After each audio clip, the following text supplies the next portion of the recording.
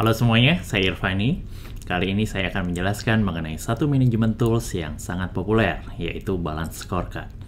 Melalui sesi ini, kita akan mengetahui apa itu Balance Scorecard, mengapa Balance Scorecard ini lahir, apa kegunaan dari Balance Scorecard, seperti apa wujud dari Balance Scorecard, bagaimana cara menggunakan Balance Scorecard, dan yang terakhir, apa sebenarnya kelemahan dari Balance Scorecard. Oke, yang pertama, apa itu Balance Scorecard? Balance Scorecard merupakan satu manajemen tool yang digunakan untuk mengelola kinerja organisasi. Kinerja organisasi, baik itu yang bertujuan untuk memperoleh laba maupun non-laba, perlu diukur untuk mengetahui apakah tujuan dan sasaran dari organisasi tersebut telah tercapai atau tidak. Sebagaimana termometer yang digunakan untuk mengukur suhu tubuh dan tensi yang digunakan untuk mengukur tekanan darah, Balance Scorecard dalam hal ini digunakan untuk mengetahui efektivitas kinerja organisasi. Nah, apabila decision makers di suatu perusahaan mengetahui bahwa kinerja organisasi itu tidak optimal, maka decision makers dapat menggunakan Balance Scorecard untuk merumuskan corrective action dan memastikan agar tujuan dan sasaran dari organisasi dapat tercapai dan back on track. Pertanyaannya, mengapa Balance Scorecard ini lahir? Balance Scorecard ini dibangun sebagai jawaban atas kelemahan dari sistem pengukuran kinerja yang ada sebelumnya. Sebelum Balance Scorecard lahir, biasanya pengukuran kinerja organisasi itu dilakukan dengan menggunakan metode cost accounting. Dalam hal ini, organisasi hanya diukur berdasarkan kinerja finansial. Suatu perusahaan dikatakan memiliki kinerja baik jika perusahaan tersebut menghasilkan bottom line kinerja keuangan yang baik. Well, tentu pendekatan tersebut banyak kelemahan. Yang utama, perusahaan menjadi short-termist dan cenderung abai terhadap hal-hal yang sifatnya jangka panjang. Optimasi kinerja keuangan dalam jangka pendek dalam hal ini kurang baik karena sustainability-nya perusahaan tersebut dalam jangka panjang terancam. Banyak perusahaan yang abai terhadap aspek inovasi, pembelajaran, dan yang lain-lainnya yang berdampak pada tidak optimalnya kinerja perusahaan di jangka panjang. Lalu, apa kegunaan dari Balance Scorecard? Balance Scorecard ini berbeda dari sistem pengukuran kinerja yang sebelumnya. Di Balance Scorecard, kita mengenal ada 4 perspektif, yaitu perspektif finansial, pelanggan, proses internal, dan juga learning and growth. Balance Scorecard menyerupai kokpit yang ada di pesawat. Di dalam kokpit, seorang pilot dapat melihat banyak indikator pada waktu yang bersamaan sehingga dapat memutuskan navigasi secara efektif. Dengan Balance Scorecard, decision makers yang ada di suatu organisasi dapat melihat banyak indikator secara bersamaan. Dengan dipertimbangkannya aspek finansial, pelanggan, proses internal, pembelajaran, dan pertumbuhan, maka decision makers dapat terbantu sehingga keputusan bisnis yang diambilnya dapat lebih balance dan memicu kinerja organisasi yang sustainable dan tidak short-termist seperti dengan yang ada di metode sebelumnya. Lalu seperti apa wujud dari Balance Scorecard? Wujud dari Balance Scorecard adalah seperti ini. Ada 4 kotak, yaitu ada finance, proses, customers, dan juga potensial. Hal tersebut merepresentasikan perspektif yang ada di Balance Scorecard. Jadi Balance Scorecard tidak hanya consider aspek finansial, tapi juga beberapa perspektif yang lainnya.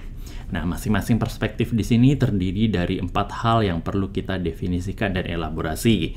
Yang pertama, apa sasaran kinerjanya yang ada di perspektif tersebut? Yang kedua, kita juga harus menentukan target kinerjanya apa. Dan yang ketiga, kita juga harus tahu ukuran kinerjanya itu apa. Dan yang terakhir, yang paling penting, yaitu adalah inisiatif yang harus kita tentukan, definisikan untuk mencapai sasaran kinerja tersebut.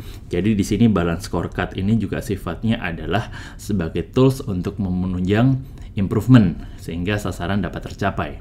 Dengan adanya 4 perspektif tersebut, suatu decision makers dituntut untuk melihat kinerja dari multiple perspektif, sehingga view-nya menjadi lebih seimbang dan holistik. Bagaimana cara menggunakan Balance Scorecard? Untuk menggunakan balance scorecard, yang pertama harus kita lakukan adalah dengan menggali masing-masing perspektif. Kita harus memberikan suatu pertanyaan kunci. Misalnya di aspek finansial, kita harus bertanya, di organisasi kita, apa definisi dari kesuksesan finansial dan bagaimana hal tersebut diukur? Yang kedua, kita harus juga bertanya, bagaimana investor saat ini melihat dan mengakses posisi keuangan kita saat ini? Itulah ya dua pertanyaan penting yang ada di perspektif finansial. Lalu kemudian kita masuk ke perspektif yang lainnya, yaitu perspektif customer. Di sini kita harus menanyakan, apa yang harus kita lakukan ke customer sehingga kita dapat mencapai tujuan finansial kita. Kita juga harus tanya, seberapa baik sebenarnya kita saat ini dapat memenuhi ekspektasi dari customer. Setelah dari sisi customer, kemudian kita masuk ke internal proses di organisasi, kita menanyakan kembali, proses apa yang ada di organisasi kita itu yang dapat diimprove, sehingga customer dan stakeholders yang lain, baik itu investor dan yang lainnya, dapat terpenuhi ekspektasinya. Nah, yang terakhir, kita masuk lagi ke layer yang paling bawah, yaitu di learning and development, learning and growth. Di situ kita menanyakan bagaimana agar kita masih dapat memenuhi kebutuhan pelanggan di masa yang akan depan. Di sini orientasinya adalah long term. Apa critical success faktornya? Apa yang harus kita pelajari? Apa yang harus kita innovate? Dan segala macamnya.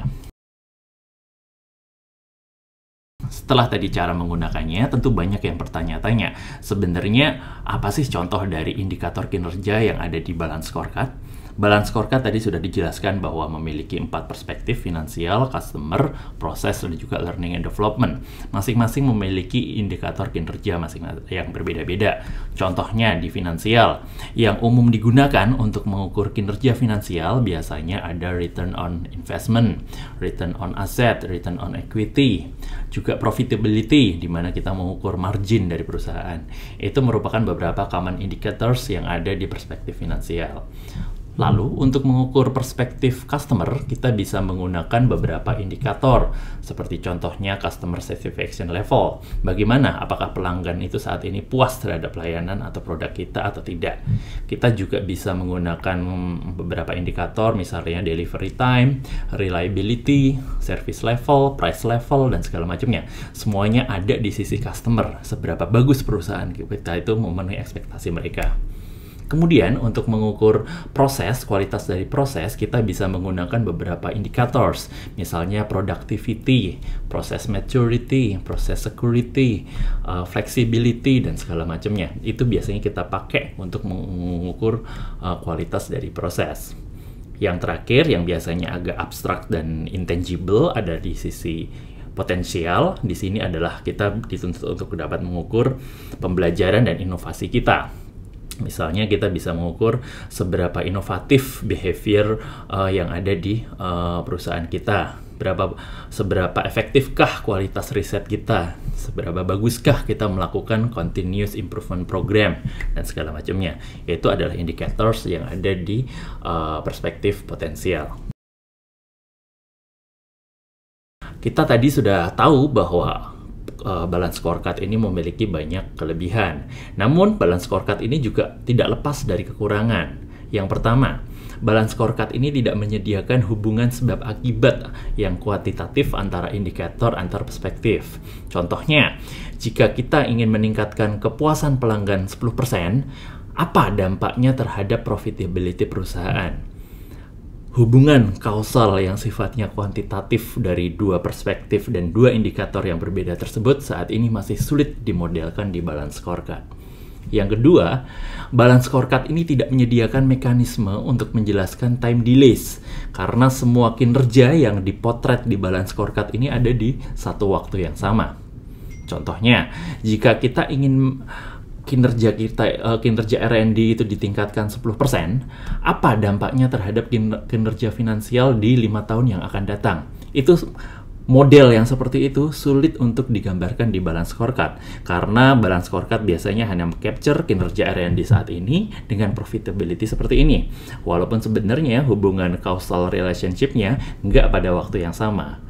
gap itulah yang ada di balance scorecard dari sisi time delays. Nah, yang ketiga, balance scorecard ini tidak menyediakan mekanisme untuk melakukan simulasi, sehingga efektivitas dari suatu policy maupun intervention itu nggak bisa kita ketahui di awal. Contohnya, misalnya kita ingin memberikan diskon 10% terhadap harga produk kita nggak bisa tahu, nggak bisa melakukan simulasi apa dampaknya terhadap keuntungan perusahaan. Mana yang lebih efektif, pemberian diskon atau dengan memberikan promo misalnya buy 2, get 3, dan segala macamnya.